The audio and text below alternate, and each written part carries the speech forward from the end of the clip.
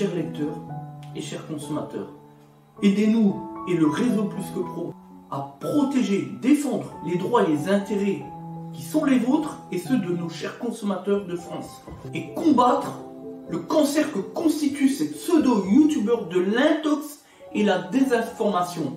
Parce que nous on ne triche pas de calomnie, on dit la vérité. Vous avez l'opportunité de vous abonner à la seule chaîne YouTube qui vaille. À vous de jouer. Merci de nous avoir donné votre confiance. Transact Talange, réseau Plus que Pro pour la défense du consommateur. Donc là on est sur une 508 phase 1 qui nous a été déposée vendredi soir, samedi, pour un défaut circuit refroidissement, problème de fuite manifeste, en tout cas selon les premiers éléments d'enquête, puisque nous avons eu devant face client, d'ailleurs c'est lui qui nous a apporté l'info, qu'il perdait régulièrement du liquide de refroidissement. Et il est vrai que lorsqu'il est venu avec sa femme et ses enfants, donc vendredi, on n'avait plus rien puisqu'on était en bas. Voilà. Donc ça c'est ce qu'il retrouve régulièrement. Donc premier élément, mise sous pression du système à froid pour contrôler fuite, pas de fuite. Puisqu'on a fait le test tout à l'heure. On a fait une mise en route alors que le véhicule avait été reposé pendant tout le week-end, donc 2-3 jours, 2 jours et demi. Et à peine la mise en route, on a fait une ouverture bouchon exprès pour voir sous pression. Donc ça, on a entendu une pression assez inquiétante, alors que le véhicule froid, il ne doit absolument pas avoir de pression, vous l'avez compris. Deuxième élément, on contrôle les points de purge. On a fait une première purge où on avait des bulles d'air, alors que si le véhicule est purgé, il ne doit pas y avoir de soucis à ce niveau-là. Voilà, donc là on est clairement sur un problème de chauffe, problème de joint de culasse. Et c'est ça qui est important à savoir.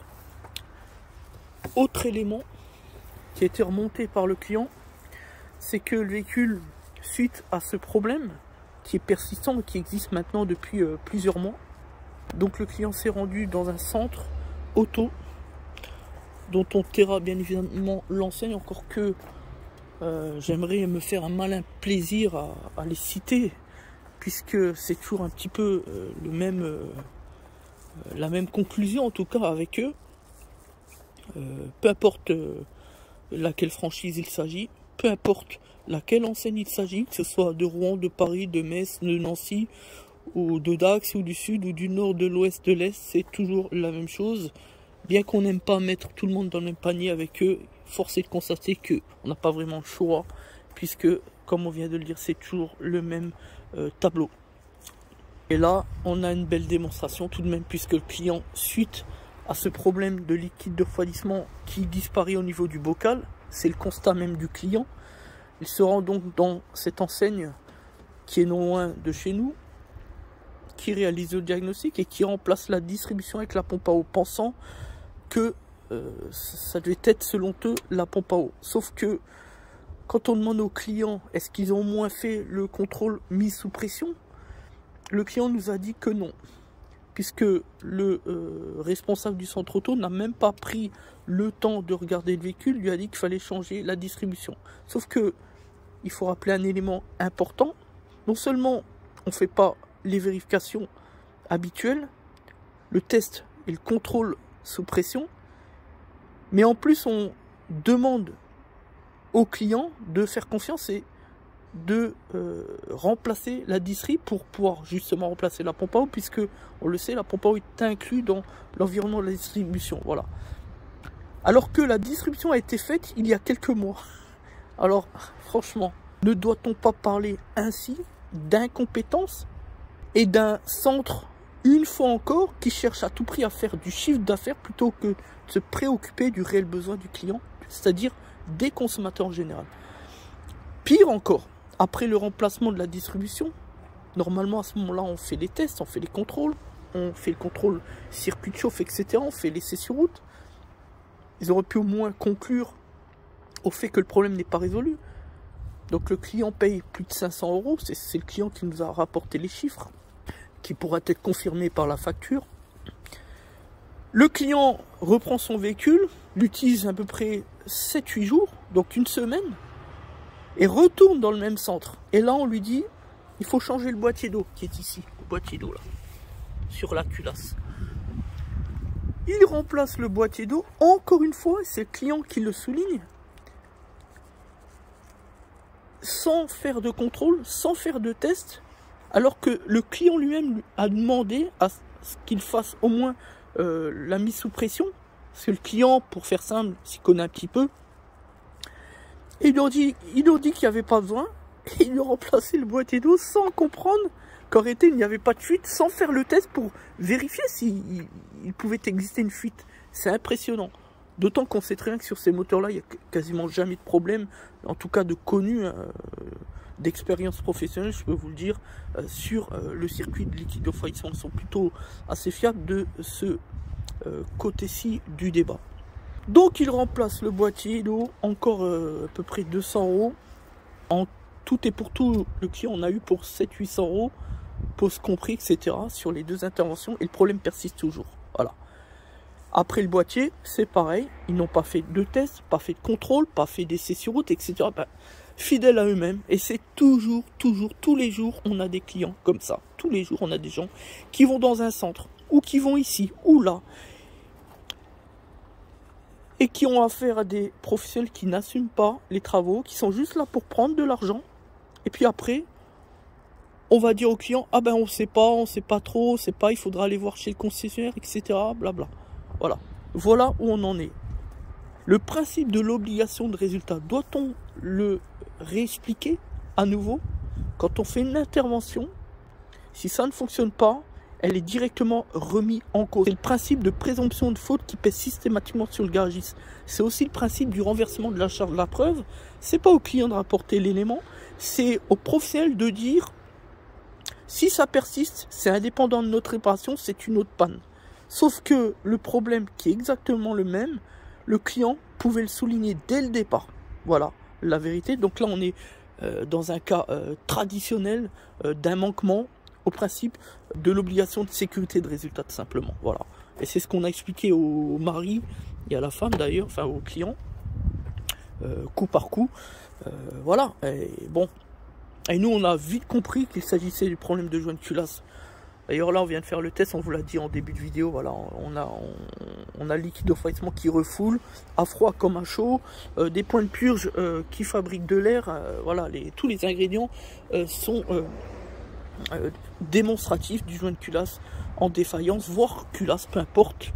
On a contrôlé également au niveau de, on sait jamais, au niveau de l'évaporateur chauffage. On a contrôlé sur le pont l'ensemble, c'est-à-dire en dessous, etc. Pas de fuite apparente à 2 barres de pression. Donc voilà, c'est carré pour cette nouvelle démonstration des bricoleurs professionnels. Voilà. Et ensuite, on s'étonne que les consommateurs n'ont plus confiance dans leur garagiste, dans leur réparateur après-vente. Mais il ne faut pas s'étonner. Parce qu'aujourd'hui, on a tronqué l'écoute devant le consommateur pour le chiffre d'affaires, pour le business.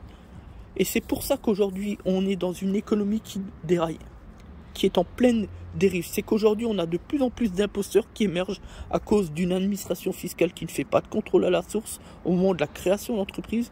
Du coup, on a des gens, des mythomanes, des manipulateurs qui ne sont pas qualifiés, mais qui créent une entreprise pour faire de la concurrence déloyale, faire de la captation client, pour faire de la pratique commerciale trompeuse ou même agressive, de l'exercice illégal des métiers de la profession automobile, etc., etc. Et à la fin, qui paye les pots cassés de tout cela? Ben, les deux. D'une part, le consommateur, évidemment, mais aussi les professionnels qui sont de réels professionnels du métier du secteur automobile. Mais ce sont des professionnels qui profitent à leur encontre d'une mauvaise réputation à cause de ceux qui font tout et n'importe quoi, qui entrent sur le marché sans les droits, sans la légitimité juridique et fiscale. Voilà la vérité. Voilà dans quel monde nous vivons aujourd'hui, et voilà surtout pourquoi les consommateurs ont beaucoup de mal avec les garagistes, tout simplement.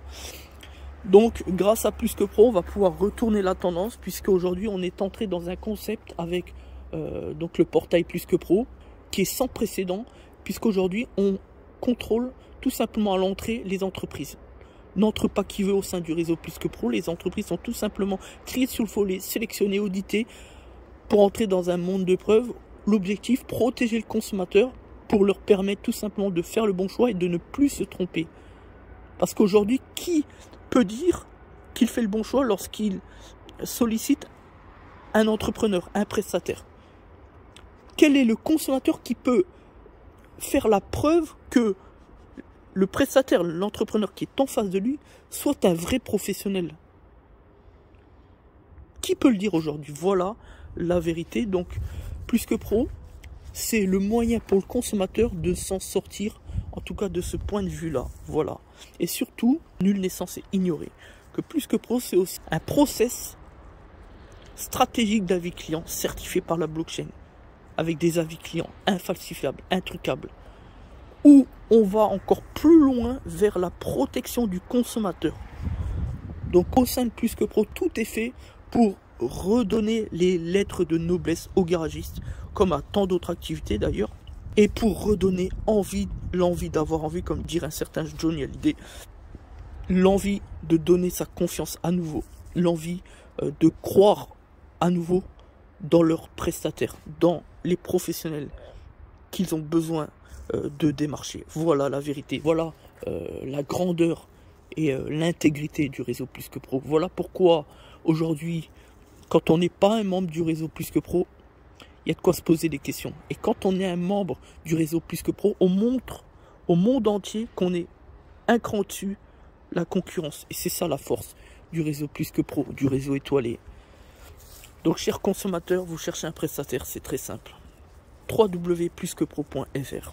Et vous éviterez ce genre de choses que l'on constate, comme ce dossier d'aujourd'hui sur cette 508, où on a fait tout et n'importe quoi. On a fait dépenser quasiment 800 € TTC à un client pour absolument rien du tout. Et tout ça pour devoir lui dire aujourd'hui qu'il faut qu'il change de joint de culasse pour 1500 € de réparation, alors que le véhicule les vaut quasiment plus, hein, parce qu'on est sur un véhicule qui a, je crois qu'il a 7-8 ans, et surtout qui a plus de 220 000 km.